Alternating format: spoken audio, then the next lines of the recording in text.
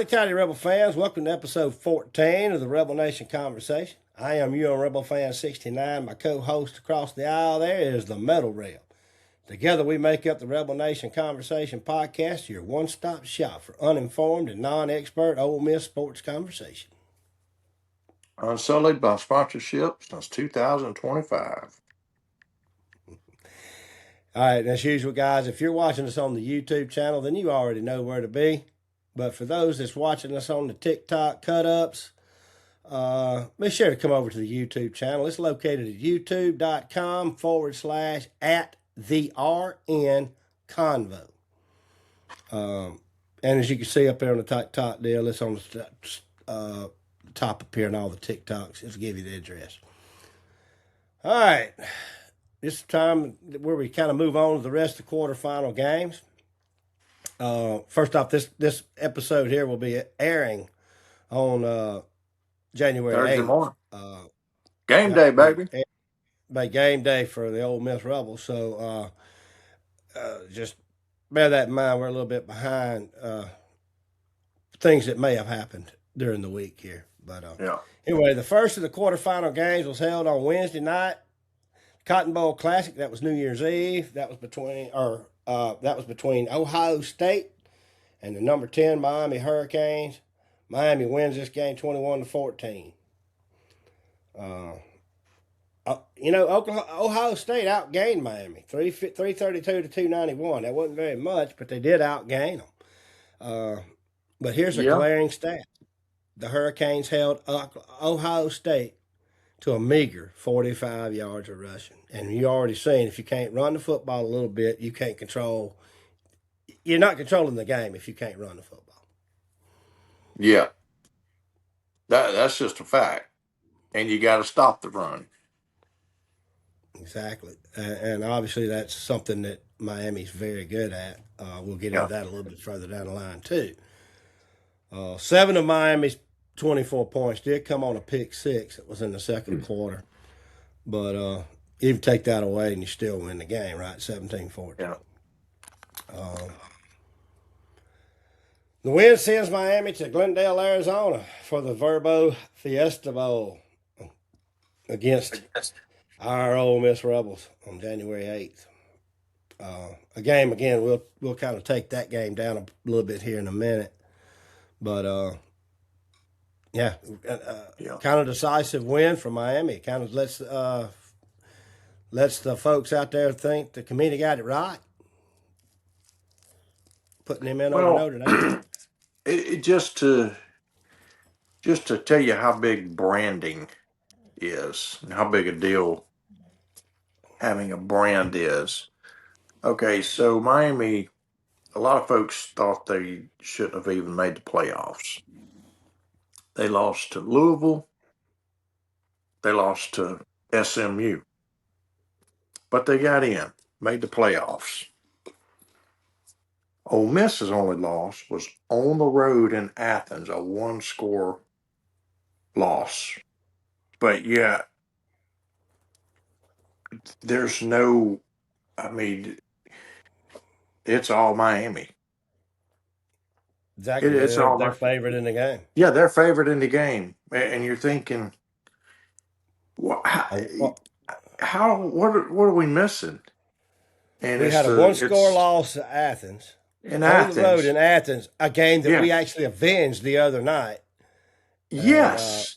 And we're the higher seeded team in this tournament, and we're the higher seeded team in the tournament by 4 spots. And but yet it's all them. I feel good about our chances, man. Oh, I do too. Like I said, we'll break that down here in a minute when we get to that game. But again, Miami still, I feel like they've made their statement that they deserve to be in over Notre Dame. I know a lot of Notre Dame people.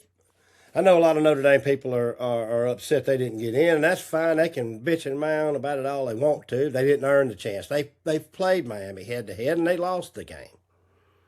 You know, they had an opportunity to be in there. And it's that simple. Yeah. It came down to that. It came down to the head-to-head game, and that head-to-head game should mean something, even though it was the first game of the year. It should mean something. So it is what it is. Notre Dame didn't earn it. They didn't earn the place. They think they did, but they didn't. And that segues us right into the Sugar Bowl, where Ole Miss beat the Georgia Bulldogs by a score of 39-14. Now, I may have some red and blue glasses on for this, and obviously I was in attendance. Your brother and dad was in attendance. I'm sure you watched every down of it and probably rewatched it. But this, if I have to say, this would have had to be the most entertaining of any of the games in the CFP so far this season. That's not even close, man. I mean, back and forth. It for just now, while there were moments. There were moments in the game where both teams, it looked like we're just fixing to run away with the game. And man, like great teams do, the other responded, and it came down to the last play of the game, basically. It did, and what a game! And then we just couldn't get the last 6 seconds off the clock. We just couldn't get the clock to zeros. But again, man. So, it shouldn't have been close, though. I'll be honest with you. Again, this may be them red and blue goggles of mine, but Ole Miss had several dropped passes. The numbers are what they are. Yeah, and I dominated the stats and gave them a defensive touchdown. Yeah. And there were so many dropped passes in the first half. There was one, I'm not even going to go back and try to figure out which one it was, but if he had caught it, it was thrown good. It was in his hands. If he'd have caught it, he'd still be running right now. And then we also missed, as well as our defense played in the game, we also missed 2 tackles on 2 separate 3rd and longs that led to a Georgia scoring drive.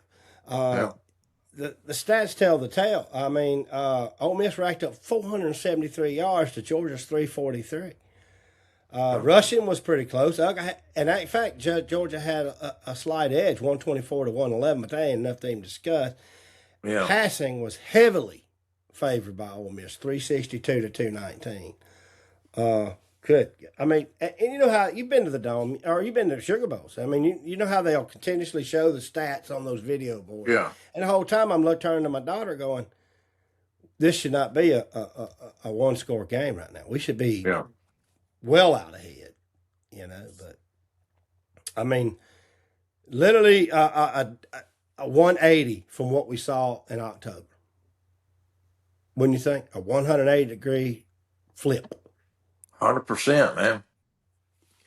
And keep in mind, as Nick Saban reminded everybody, Georgia had been playing a lot better since our game in October. So it's not like we were catching them on the downside of their season. They looked really good in the SEC championship game. They had some good wins. Their defense, after our game in October, played really well. But they wasn't ready. Absolutely.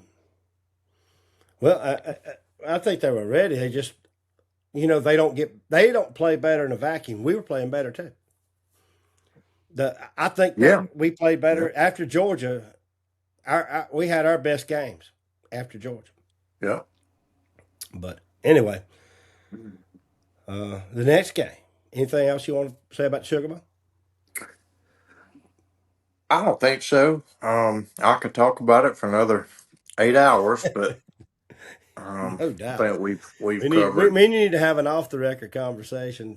No kidding, man. No kidding. I'd like to ask you a few things about the night down there. Oh, man, that was... But, so much of that to me was special. Not just...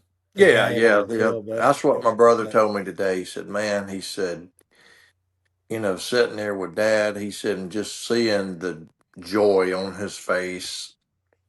And you can't even put a value on that stuff, man.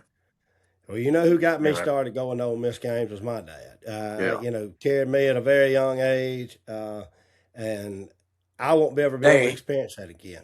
There ain't no doubt he was looking down with other rebels. Oh, yeah. and smile another absolutely. night. But there's no doubt what your brother got to experience the other night, I'll never get to experience again. Wouldn't do anything. Ain't nothing I wouldn't trade to get it. So right. But what I did get to do was the next best thing. Got to sit there and That's take my right. grandson to his first Ole Miss ball game and Start the watch that next little cycle. kid. And I mean, that kid, he's 4 years old, but he stayed into it the whole time. Off the record, I'll have to. Yeah, I mean, he was into it the whole time, shaking that little blue shaker. All of man, he was having him a ball.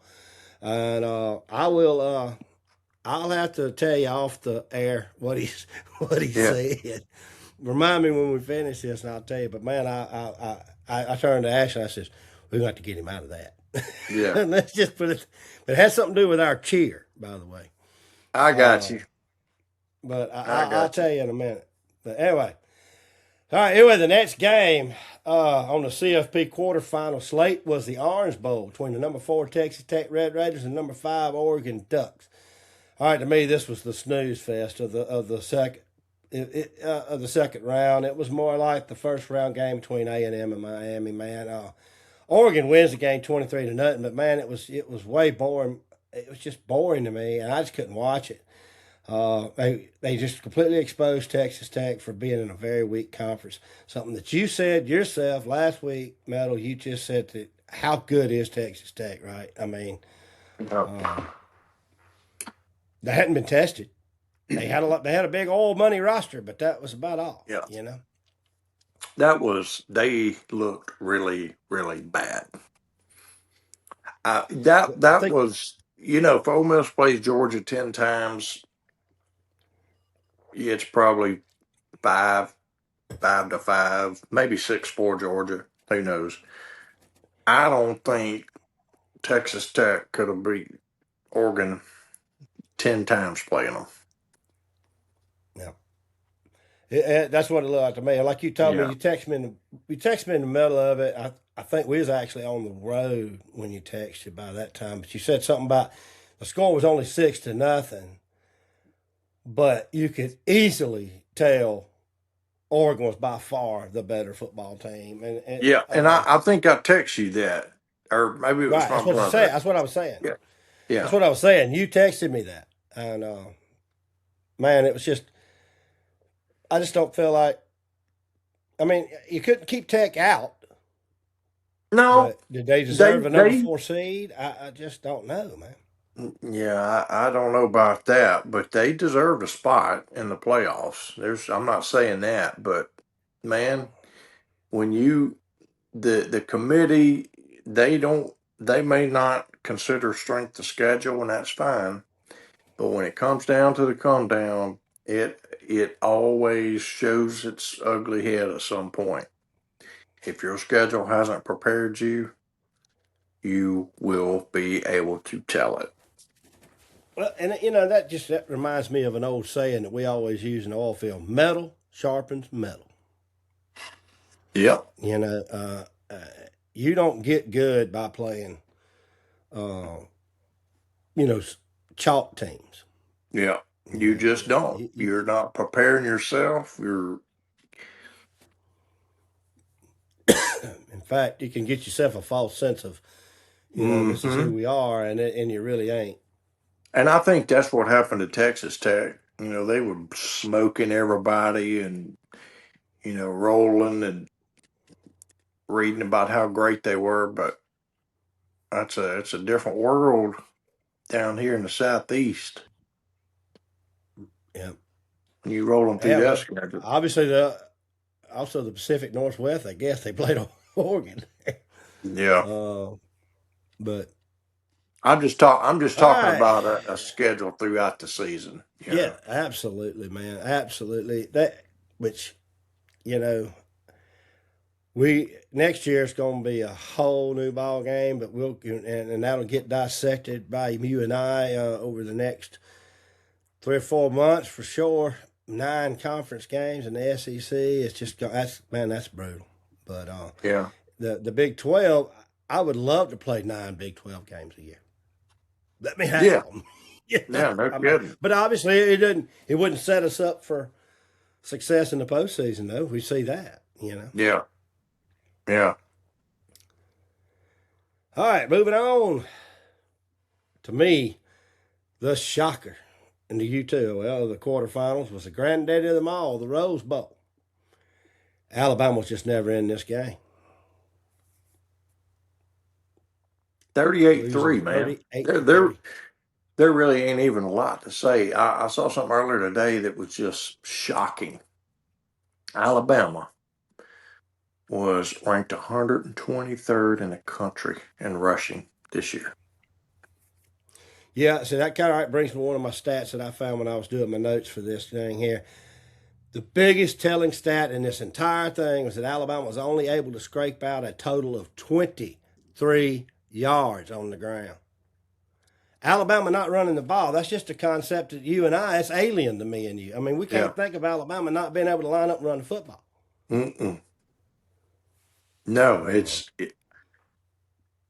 I don't even know. And you know they got talent everywhere on the line, in the backfield. You know they do. Yeah. What was the stat you showed? You texted me a couple of days ago from somebody off SEC ran that posted about Alabama had a composite ranking of number 2. They were the 2. roster, and Indiana was 72. 70, right? And you can't run the football, not one time. I mean, 23 yards, man. This ain't. I mean, Ohio State had 45 yards against Miami. Yep. 23 yards rushing from an Alabama team. You can't bust a couple of 15-yarders. Yeah, I know. A school that has hosted and that has people on it like Mark Ingram, Derrick Henry, Trent Richardson. We could go on and on, yeah. It's just unreal. 407 total yards to Alabama's 193. 193. Under 200 yards of total offense. And but again, when you only get 23 rushing, it's hard to break 200. So what does this mean for them, man? I mean, is DeBoer officially on the hot seat? Like he is next year, and and that's bad for me because I honestly I've been on I've said it from the start this year. I thought that DeBoer's a good coach, and I still think he's a good coach. Alabama may not be the place for him. At least not at this juncture in his career. I don't know. That's the thing. If I'm starting to have some doubts about him, Yeah. But this wasn't they said there. I mean, I've seen a lot of Alabama fans all over Twitter and all that saying, he was just out coached. He was all this. Hey, look, you could say every aspect of this game, from coaching to players to anything, was outdone. Every it wasn't part just of coaches' game. Every part of this was outdone. Every part of it. Signetti outclassed DeBoer. The players outclassed everybody on the Alabama sideline, and I'm as shocked as anybody. Yeah. But last week I picked Indiana to win the game. But when I say 38-3, I would have. If I'd said that last week on the podcast, you and Big C you'd have laughed me off the screen. And I think Big C picked Indiana with me, but he wouldn't have said that either. I don't believe. No, he wouldn't have. I mean, but man, just totally. He's got to be on the hot seat. How good is Kurt Signetti, man? Good as he can get. I don't think we can get any better out there than him right now, especially. Like I've always told you that James Franklin winning like he did pre-NIL at Vandy was the best college coaching job I'd ever seen. This takes the cake. Absolutely. But if the Ole Miss Rebels win a national championship, that will take the cake. If there's any justice left in this world, we'll win it. and make Lane Kiffin sit over there and watch it. Yeah. What's he Well, thinking that right sets now, the bro? stage for the next. Man, I really don't care. Damn, I'm so damn tired of hearing his name. It's almost got a feel of the baseball team in 22. Like I feel right now, all the teams left are great teams. None of them make me feel like we can't beat that team. Absolutely. None of them.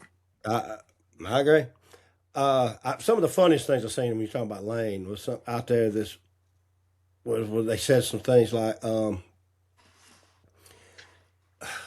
you think that LSU might be sitting back going, watching Golding and lead this team that they might have gotten duped by Lane? You know, in other words, Lane making it look like it's all Lane, but now we're Yeah, showing it it was very not much all Lane. Yeah, not all Lane. You know, the players are good. He got them there. I'm not going to take nothing away from him from getting yeah. these players on the team and on the roster. But Charlie Weiss, man, that's who we're going to miss. I'm not going to miss the Lane Kiffin drama at all. No, me neither. I wish we could somehow And figure out a way to just double up and figure out a way to just get Charlie to oh drop man, that comment. well the big talk I'm hearing today is New York Giants are after him.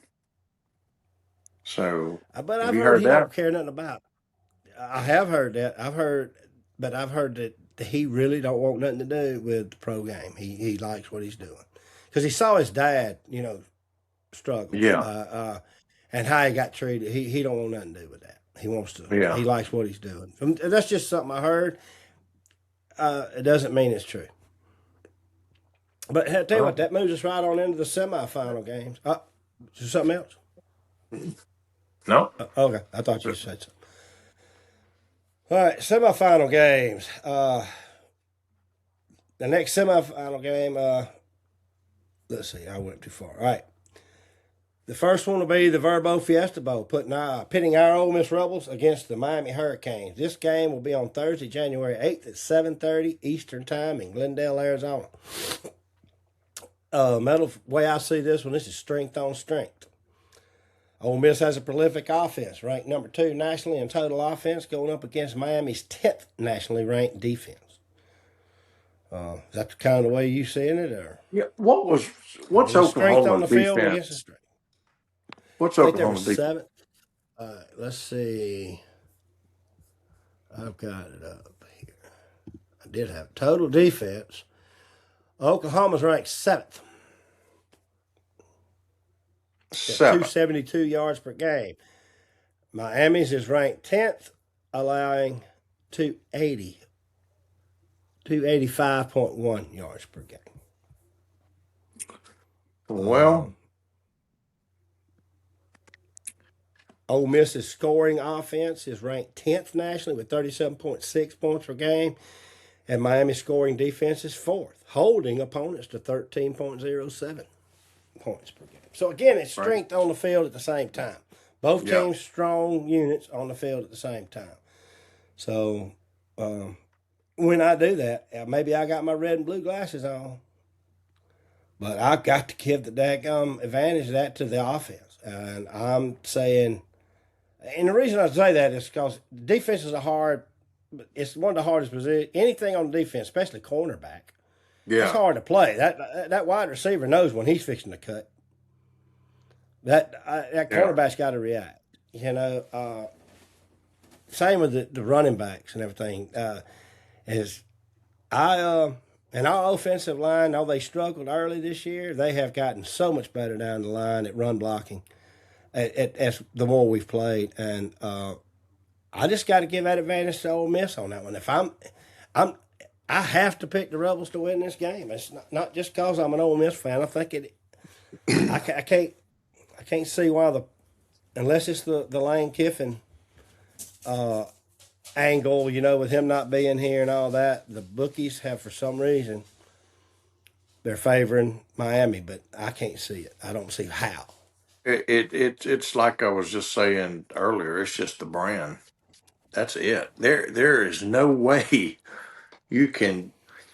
I mean, does beating Ohio State mean more than beating Georgia? If it does, it's got to be just a little more. They've lost 2. We've lost 1. We've talked about all this. Our one loss was in Athens, and we just avenged that loss the other night. They lost to 2 teams that wasn't anywhere in the playoff conversation. And another thing that maybe they're setting it up there this high right now, trying to get a bunch of bets heavy on that side, and then they're going to move the line later on, try to even it out or something. I don't know, but I just don't get it. But you know me, I'm not ever going to bet an Ole Miss game. But no, I would. If you're giving me 6.5 points right now to take Ole Miss, if I did bet Ole Miss games, I'd jump on that. That's not the line, is it? I'm just saying. Yeah, I don't know the line. I think I saw 2.5 somewhere this morning, but you know me, I'm usually the glass half empty for sure, but I'm picking us to win this game. I am. I don't think their defense can be better than Oklahoma's. I know the teams that give them trouble, especially SMU. Our offense, we run a similar offense to SMU. Man, and we got Winnidad Chambliss. That gives me a lot of confidence right there. Yeah, and me and you kind of in text messages the other day. We talked about Wright almost being in this game, in the Sugar Bowl, almost a liability. He dropped some passes early on, and then just staying in bounds at the end of the second half. Yeah, that hurt us. But let's give him that one.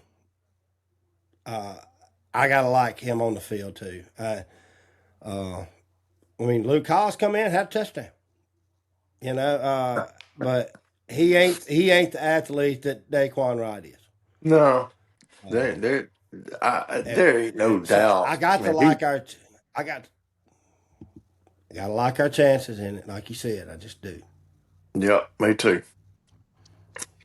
Me too. I just I don't know about actually betonline.ag right now has Ole Miss is a 3.5 point dog, so you can get Ole Miss right now plus 3.5. Man, I'm not gonna bet Ole Miss game. I've never bet Ole Miss game. I'm not ever gonna bet Ole Miss game. I hadn't either. So it would be me breaking protocol to do it, and I'm not doing it. It's kind of like I hate the fact that you just said you're picking Ole Miss. I'm almost scared now. Well, I didn't say I'm betting, but just predictions. I'm picking Ole Miss to win the game. All right. We can talk this over. The apocalypse. Me and you could talk. Upon us. We could talk about this one game, and I know we will talk about it all week. That won't be on podcast form, but we will talk about it. Hey, we ought to do that. We might ought to do a little special. If we got enough time to do something, we got an evening we can do it. Let's do it. Well, get together. And an emergency broadcast. Yeah, I wish we could live stream, but still can't do that yet. But But anyway, if we don't move on, we're gonna, because we could talk about this for like you said, another hour and a half here. But the next semifinal game will be the Chick-fil-A Peach Bowl between Oregon and Indiana. This game is set to kick off at 7:30 p.m. Eastern Time on Friday, January 9th in Atlanta, Georgia. I'm going Indiana all the way. I'm done picking against the Hoosiers. Yeah. There ain't a stat line out there that they don't hold the edge in, man. Yeah, I'm going Indiana too. Just to kind of throw some of them out there, Indiana holds the edge in both total offense and defense. And Indiana's 7th in total offense, 468.1 yards per game. Oregon is 14th, 457.5. In total defense, Indiana's ranked second in the nation. What's Indiana ranked? What's Indiana ranked offense? Total seventh in total offense. Seventh in total offense. Okay. Oregon's 14th. Indiana's number 2 in D, allowing opponents only 252.6 yards per game. Oregon ranks 6th, 267.4 yards per game. Scoring offense, Indiana's 3rd at 41.6. Oregon's 9th, 38.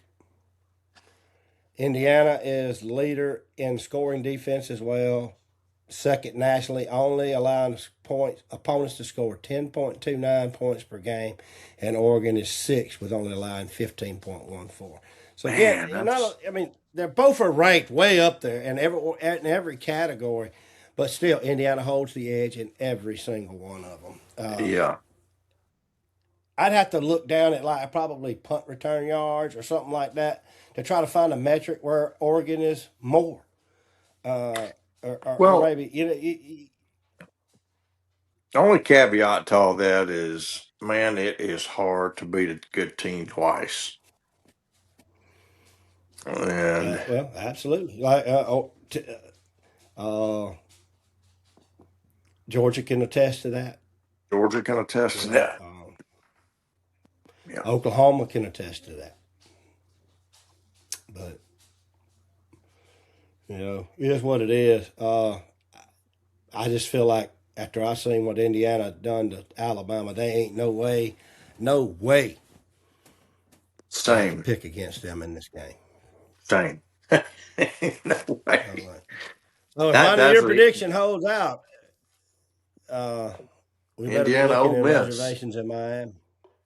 Think about that. The Indiana Hoosiers and the Ole Miss Rebels. 2 teams that should never have ever been there and would have never been discussed in August. I would love to one day be able to get Tyler Siskey on here. Obviously, with Tyler Siskey's new gig, that's probably a pipe dream, at least for right now anyway. But like early on in the year, before any of that started coming up, every time someone, and you know how I am about Tyler. I like watching Tyler. I've enjoyed his. Yeah, I've grown to really like him too. I don't expect him to be an Ole Miss fan, right? Yeah. I don't expect him to be an Ole Miss fan, so it don't even make me mad when he picks against Ole Miss. It don't make me mad because I don't expect him to be. But he's so knowledgeable and he's charismatic, fun to be around. But regardless, what I'm saying is, every time somebody would call it, is Ole Miss going to go undefeated this year? Or well, obviously we didn't do that, but are they going to win out and be in the playoff?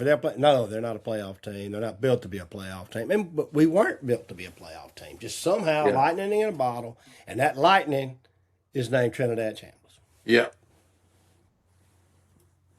You talk about catching lightning in a bottle every now and then, and that's exactly what Trinidad Chambliss is. And the dude's getting better and better. If we can get a 6, he's getting better and better. Game. And how much is that Joe Judge? Let's hope a bunch of that is our quarterback. Let's hope a bunch of that is Joe Judge. Yeah. Well, good luck, my friend. Tonight's the night. Absolutely. Yep, tonight is it. We need to try to plan something. You're off Wednesday, and Wednesday evening would be a kind of a good time. We need to throw an emergency one out there and just talk about nothing but Fiesta Bowl. I'm going to see my grandbaby Wednesday, and I'll be driving back from Florida Wednesday evening. I have a chance to do it on the drive. Maybe I ought to do it on the drive back, though. Yeah, just turn it on. Let's talk. Yeah. Yeah. That's what we'll do. I don't know. This one don't air till Thursday. This one won't air till Thursday, so it'll be funny to have our. It'll be off. No kidding.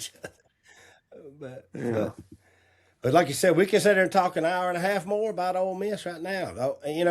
We could, if you want to talk Sugar Bowl and then talk Fiesta Bowl, but we just don't have time with the time we allot. So I do want to touch on one other thing, and we don't have to discuss it too much. We'll save it for later content. But again, yes, I don't want people out there in the world being we're Ole Miss fans. we truly believe metal sharpens metal, which means we believe that the Southeastern Conference is metal. We are neither, he nor I are unaware that we have sucked it up big time in the bowl games this year. I don't know what that phenomenon is this year, whether it's opt-outs, but not playing the starters. Teams just not giving a crap. You're not in the 12-team playoff. You don't care. I don't know. I don't know what the phenomenon is. But I don't want people out there thinking that me and you, Metal, are dodging that discussion. It's just right now our team's still in this and down the big show. So we're gonna keep talking about that right now. Yeah, we'll get into all that later, but I've got some ideas, but I don't want to get into it now. But pretty dang interesting. Yep.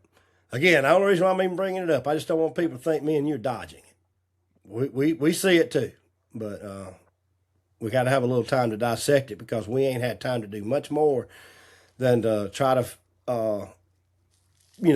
watch our Rebels play and kind of get some scouting in on teams that we're going to play next. And so we're not dodging the question. We're going to get there. But anyway, that pretty much does it for episode 14. As usual, please like. If you like what we're doing, please like, subscribe, share, and as always, comment. Let us know if we can do anything better. Metal, I hope you have a good week. Same, man. And until next time, hotty toddy, Rebel fans. Hotty toddy.